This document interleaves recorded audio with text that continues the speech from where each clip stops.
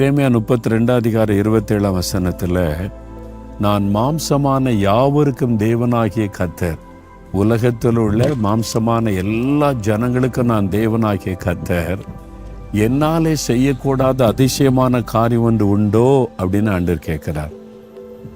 மகளை உன்னை பார்த்து தான் கேட்கிறாருமா, மகனை உன்னை பார்த்து தான் ஆண்டவர் கேட்கிறார். அருமையான சகோதரனை சகோதரி உங்களை பார்த்து தான் கேட்கிறார். என்னாலே செய்யக்கூடாத அதிசயமான காரியம் ஒன்று உண்டோ?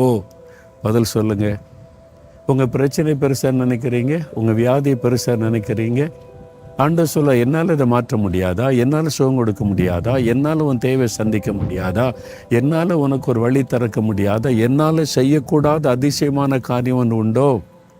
இல்லை ஒரு அதிசயம் நடந்தால் தாங்க உண்டு, இல்லாமல் அவ்வளோதான் அப்படின்ற சூழ்நிலையில் இருக்கீங்களா? ஆண்டவர் சொல்ல, நான் செய்வேன்.